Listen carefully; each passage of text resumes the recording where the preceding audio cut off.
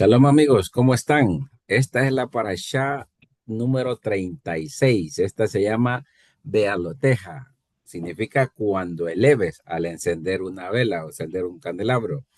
Pero para hablar más de este tema, como siempre, tenemos a nuestro invitado especial, el rabino Juan Pablo Osandón. Rabino, ¿qué tal? Bienvenido. Hola Rudy, ¿cómo estás? El placer de estar aquí semana a semana estudiándola para allá. 36 ya. Yo no las, vos sabés que yo no las tengo contadas Ah, así vaya. de manera individual porque solo las tengo contadas por libro, ¿no? Entonces, para mí es la tercera de Bamidbar.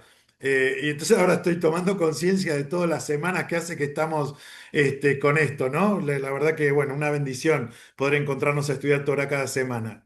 Sí, sí, para mí es importante para ir teniendo en cuenta que son las 54 que hablamos al inicio, ¿verdad? Efectivamente, efectivamente. Perfecto. Bueno, los temas para allá, Rabino, tiene que ver con el liderazgo y obediencia a Dios, la misericordia de Dios para ofrecer segundas oportunidades, las consecuencias de la ingratitud y la murmuración. Esto ya día lo venimos hablando, ¿verdad? Y lo vamos a seguir hablando, me parece.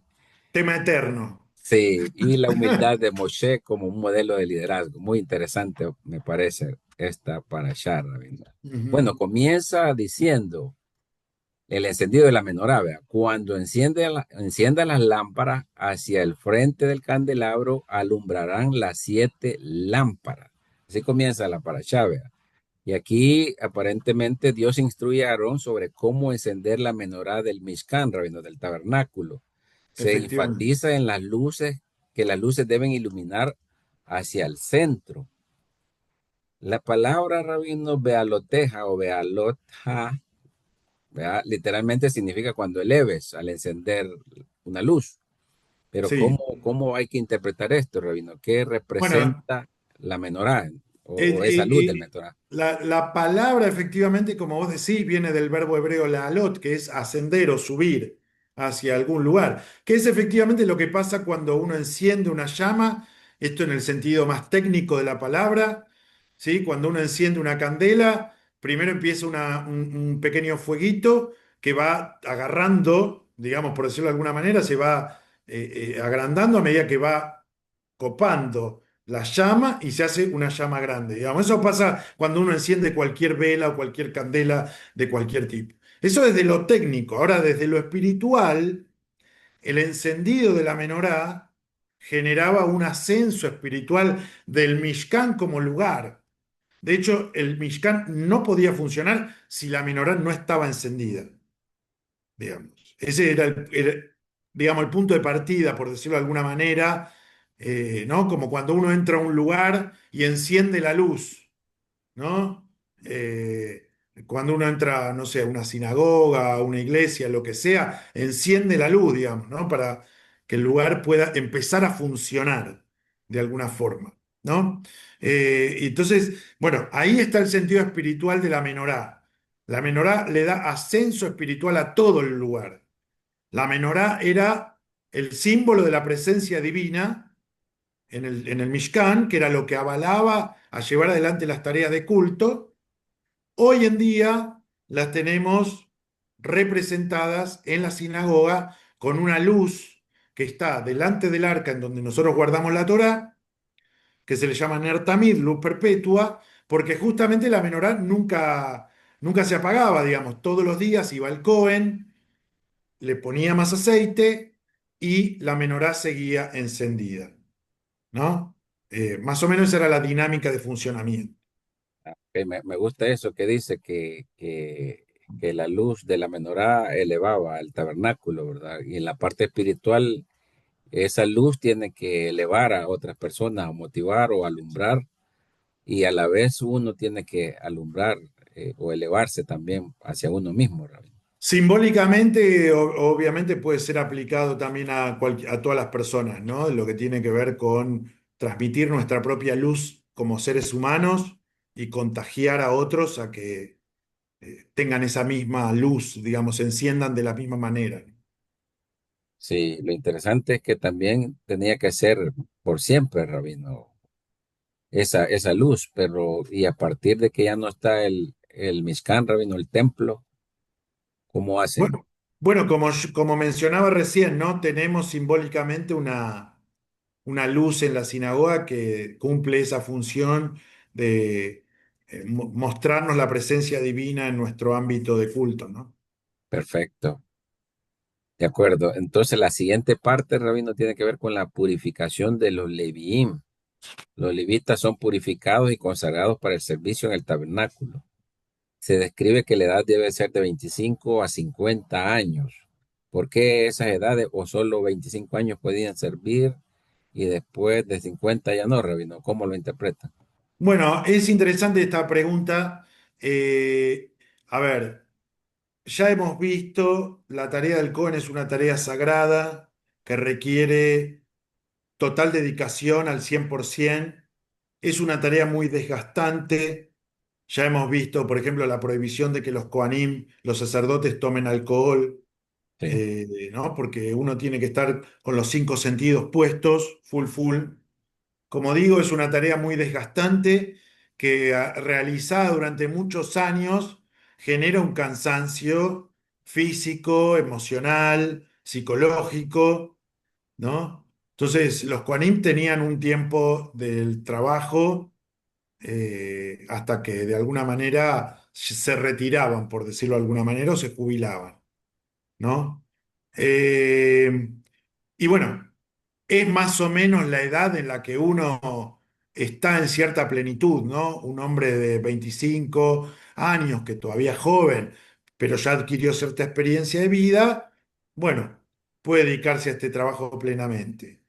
Un señor ya de 50 pico de años que ya tiene muchos años de trabajo, digamos, no siempre está retirado, porque obviamente hoy en día una persona de 50 años todavía es una persona súper activa, pero uno sí. ya no está al 100%, digamos, ¿no? Entonces, bueno, en el caso de los sacerdotes era estar al 100 dedicado a la tarea.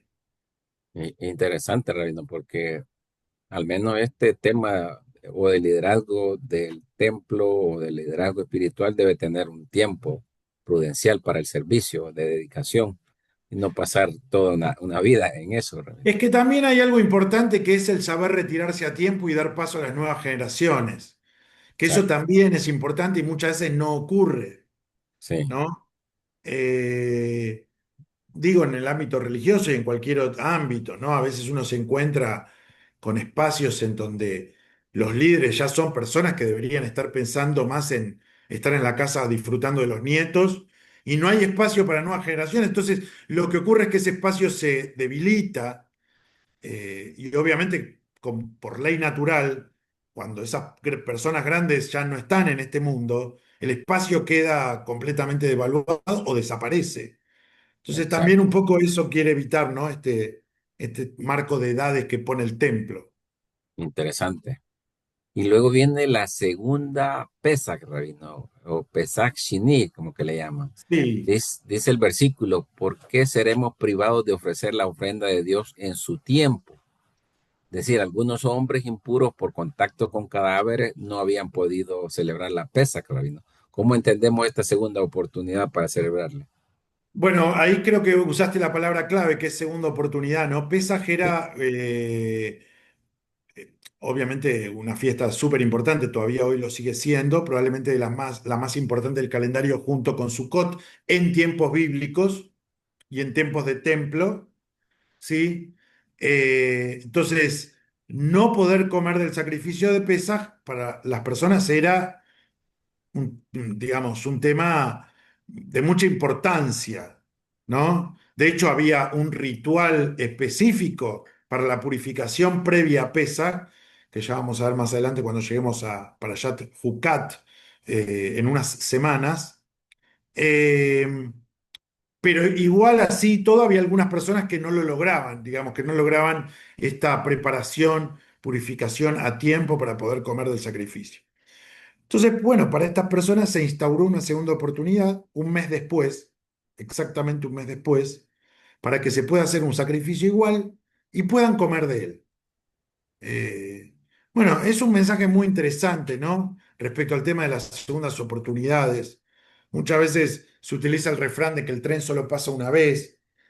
creo que no es un refrán que aplique demasiado al pueblo judío, ¿no?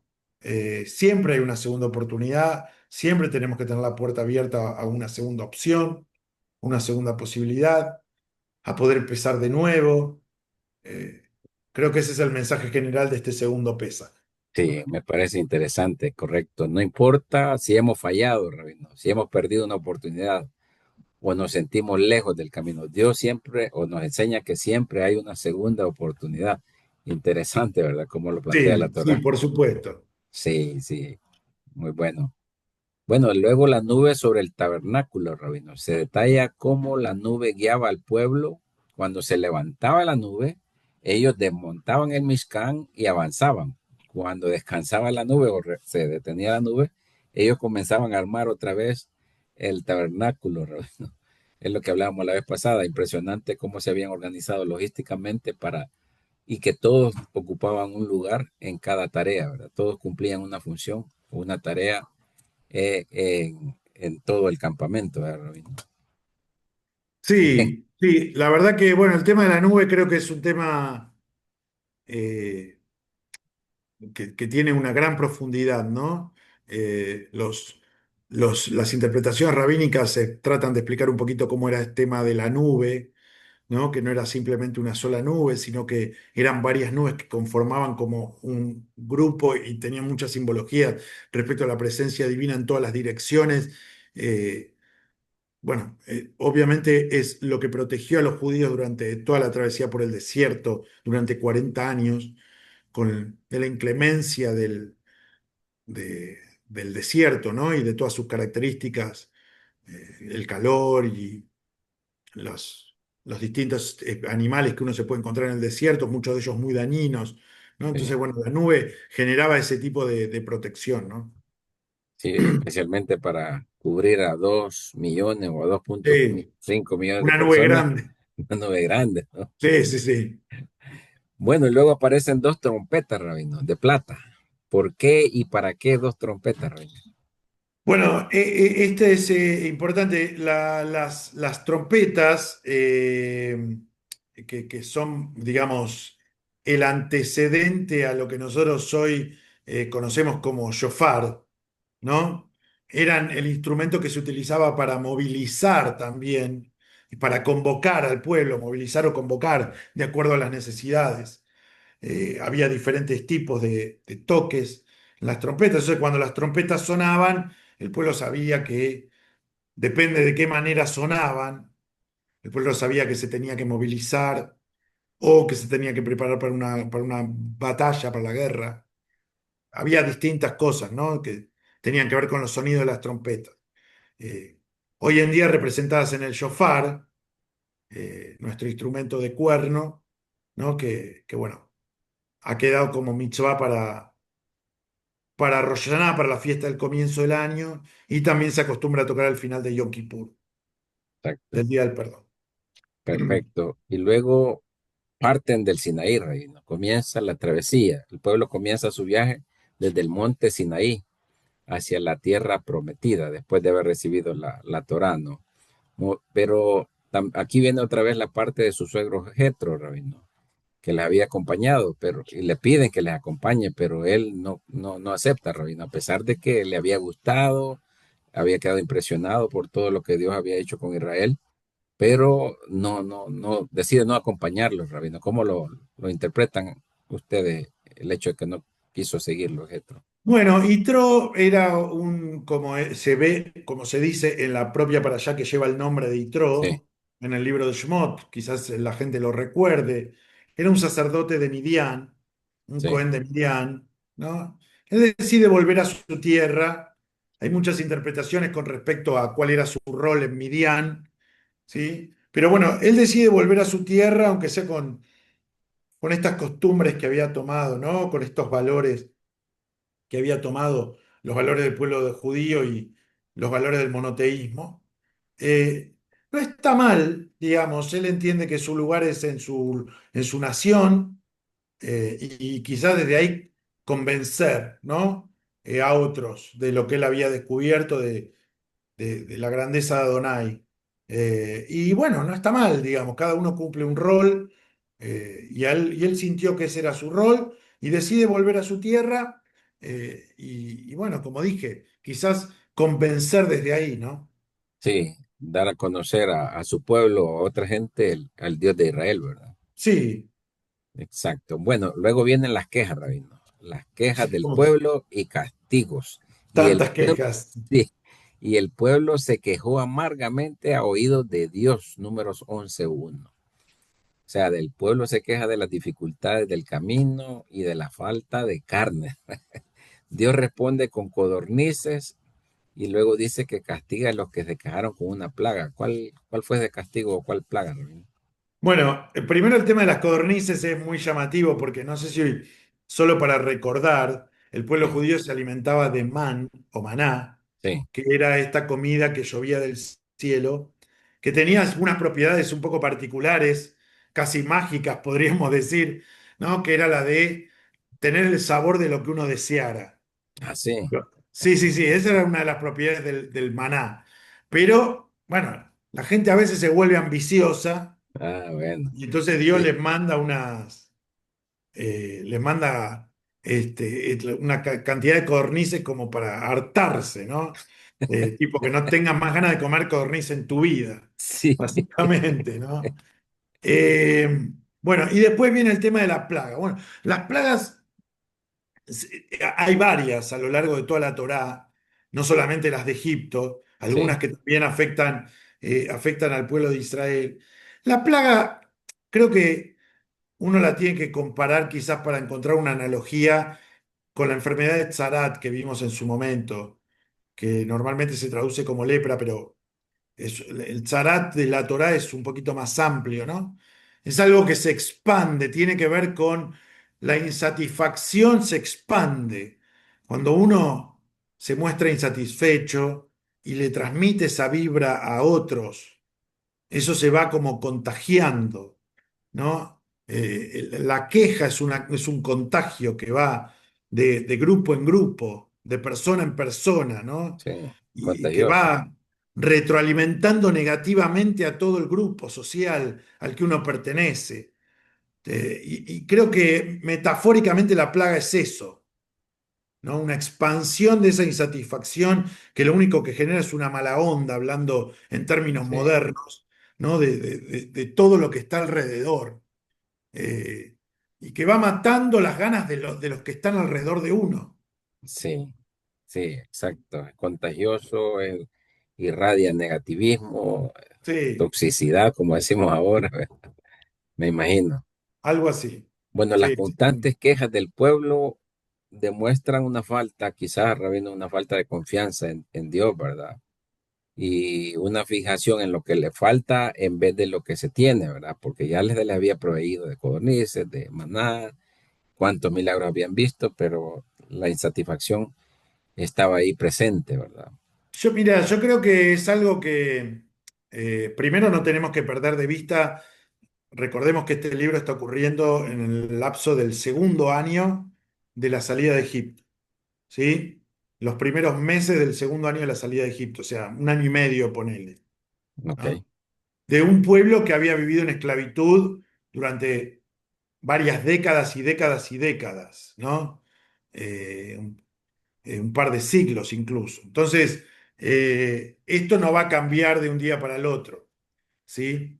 Pero también creo que otra simbología importante tiene que ver con que, digamos, la insatisfacción es algo permanente en el ser humano y es algo que tenemos que combatir a lo largo de toda nuestra vida. Siempre aparece la ambición, el deseo que nos genera insatisfacción de lo que ya tenemos sí, o no darle valor a lo que ya tenemos. Bueno, el pueblo judío no está exento de eso, digamos, ¿no? Que creo que es algo que es muy propio de la condición humana. Y acá se muestra claramente, ¿no? sí, interesante porque estamos viendo al elevar o al encender la luz, ¿verdad? Y prácticamente podríamos decir que quien se enfoca constantemente en la falta de, prácticamente oscurece su luz interior, Rabbi. la pregunta que habríamos, Sí, de alguna forma sí, digamos, enfocarte en la falta te saca, bueno, le saca valor a lo que ya tenés, pero también te saca valor a vos, digamos, porque uno está todo el tiempo pensando en lo que no puedo lograr, ¿no? Y eso te mete cada vez en un pozo más hondo, porque siempre hay algo que uno no puede lograr. Entonces, si uno está todo el tiempo con la mirada en eso, o sea, es una mirada de autofracaso muy grande, ¿no? sí, Bueno, hay que tratar de evitar eso, ¿no? sí, estaba leyendo también, Rabino, que dice que el alma crece no cuando todo es fácil, sino cuando elige ver luz incluso en la oscuridad. Sí, sí, Interesante. sin duda. Y creo que eso solo se logra superando las propias características negativas que uno puede llegar a tener en su personalidad, aquellas cosas que no nos gustan, ¿no? Creo, digamos, es muy conocida esta idea de, mirá, si vos sos una persona que, por ejemplo, sos enojona, digamos, ¿no? Una persona que se enoja fácil, Sí, ¿sí? Y vos le pedís a Dios poder cambiar, ¿no? Entonces, ¿qué se supone que debería hacer Dios? ¿Sacarte ese mal carácter o mandarte situaciones que te ayuden a controlarlo? ¿No? me va a mandar Entonces, situaciones. claro, entonces mucha gente dice, ay, ¿por qué Dios me manda esto justo a mí? Justamente, justo a vos. Porque tenés que aprender a superar eso sin revolearle cosas a las personas, sin gritar, sin ponerte agresivo, ¿no? Eh, bueno, eso es un poco esta idea, ¿no? Sí, interesante. Sí, gracias por eso, esa aclaración. Bueno, luego viene la crítica de Miriam y Aarón a Moshe, Rabino. Miriam y Aarón Mm. critican a Moshe por su esposa Jusita, otra mujer, Rabino, para Moisés. ¿Cómo interpretan eso? Bueno, ahí hay varias interpretaciones. Algunos dicen que es la propia Tzipora también. A lo mismo que pasó en su momento con eh, la esposa que tuvo Abraham después de Sara, que Sí, algunos asocian con la propia Agar, sí, ¿no? Bueno, acá también está este tema. Pero bueno, creo que lo más destacado de toda la historia, independientemente de quién sea esta mujer, es lo que pasa con Miriam y Aarón, especialmente con Miriam, eh, y las consecuencias de la crítica, que son la enfermedad de Tzará, digamos, ¿no? sí. Esta enfermedad que se manifiesta en la piel. Y aparece el rezo más corto de toda la Torá, Ajá, ¿cuál que, es? que es Moshe diciéndole a Dios, por favor, curala. Básicamente eso, por favor, curala, digamos, Ok, ¿no?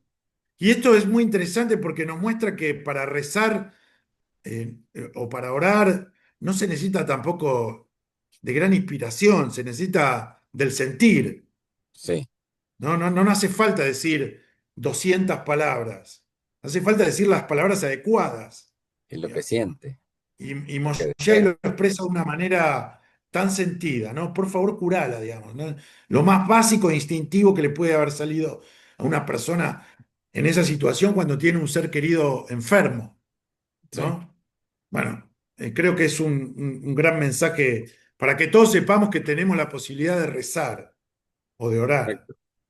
Sin embargo, la cura, pero 7 días después, Rabino, tuvo que cumplirlo, la Bueno, cuarentena. ese es el proceso habitual de la tzarat, digamos, no, eso no cambia, pero sí es sanada, ¿no? Perfecto. Luego viene la humildad de Moshe, Rabino. Moshe era muy humilde, más que cualquier otro hombre sobre la faz de la tierra, dice número 12:3, Rabino. A pesar de ser el líder máximo, Moshe nunca se atribuyó ningún mérito, Rabino, ni alardeaba decir, no, yo estoy en otro nivel, yo soy el director, yo soy el que coordino todo esto. O sea, la humildad, él estaba en otro nivel y eso quizás fue lo que le permitía la revelación divina, ¿verdad, Rabino? Es que creo que a veces se malentienden las responsabilidades, ¿no? Eh, cuanto más responsabilidades vos tenés, más humilde tenés que ser. Y no es fácil. Y muchas veces se entiende al revés, ¿no?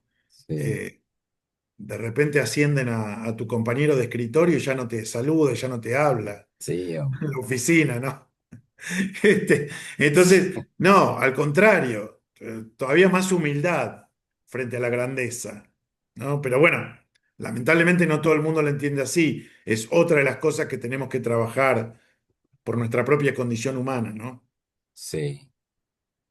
Bueno, la espiritualidad verdadera no busca poder ni reconocimiento, Rabino. Es decir, el liderazgo tampoco, ¿vea? Busca ser instrumento de lo alto, vivir sin ego prácticamente. Exacto, Podemos, exacto. Creo que ese es el mensaje, podría ser un mensaje global de toda la para allá, ¿no? Arrancamos de el ascenso espiritual, exacto. ¿sí? Pero ese ascenso espiritual no se puede volver en un ascenso, no se puede convertir en un ascenso del ego, ¿no? Creo que ese Sí, es el marco entre el ascenso del comienzo y la humildad del final, ¿no? El saber que esas dos cosas tienen que estar unidas. sí, yo creo que sí, por ahí, así lo veo también, Rabino, que la Bea Loteja nos recuerda que la vida espiritual es un proceso de encender luces, levantar al caído, practicar la humildad, la bondad, con sabiduría y con amor, aprender a encender la chispa del otro, prácticamente a lo que nos lleva lo último que hablábamos de Moshe, ¿verdad? Sí, sí, sí, un poquito por ahí va.